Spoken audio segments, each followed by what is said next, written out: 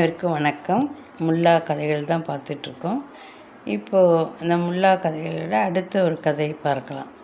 முல்லாவுக்கு இசை கற்றுக்கொள்ள வேண்டும் என்ற ஆசை, பாடுவதற்கு கற்றுக்கொள்ள வேண்டும், இசையை கற்றுக்கொள்ள வேண்டும் என்ற ஆசை வருகிறது.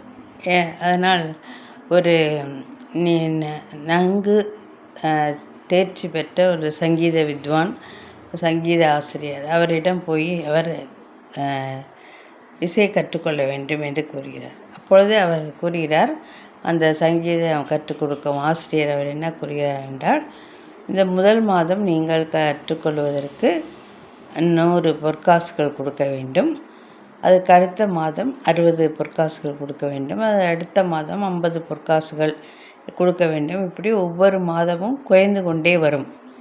நீங்கள் முதல் மாதம் படிக்கும்போது 100 பொற்காசுகள், அடுத்த மாதம் படிக்கும்போது 60 பொற்காசுகள், அடுத்த மாதம் படிக்கும்போது 50 பொற்காசுகள், இப்படி 10 மாதம் நீங்கள் படித்தால் நன்கு தேர்ச்சி பெற்று விடுவீர்கள். 10ஆவது மாதம் இலவசமாக இசையை நீங்கள் கற்றுக்கொள்ளலாம் என்று கூறுகிறார்.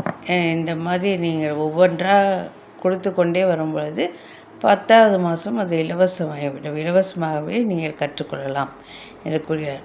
உடனே முல்லா நன்றி, நான் போய் 10 மாதம் கழித்து வருகிறேன் என்று கூறுகிறார்.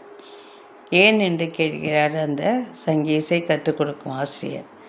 ஏனென்றால் 10 மாதம் கழித்து தானே நீங்கள் இலவசமாக சொல்லி தருவீர்கள், அதனால் நான் 10 மாதம் கழித்தே வருகிறேன் என்று கூறிவிட்டு அந்த இடத்தை விட்டு சென்று விடுகிறார் முல்லா.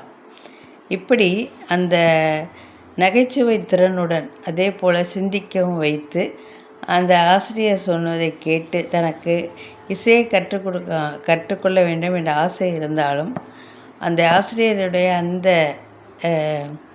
என்ன சொல்கிறார் என்பதை கேட்டறிந்து தனது அந்த எண்ணத்தை, தனது நிலைப்பாட்டை அழகாக வெளிப்படுத்துகிறார் முல்லா. இப்படி முல்லாவின் கதைகள் நம்மை நகைச்சுவையாகவும் சிந்திக்க வைத்தும் சிரிக்க வைத்தும் நம்மளது மூளையை உற்சாகப்படுத்துவதாக இருக்கிறது, மனதுக்கும் ஆறுதலாக இருக்கிறது. முல்லா கதைகளை கேட்டுக்கொண்டே இருப்போம். நன்றி.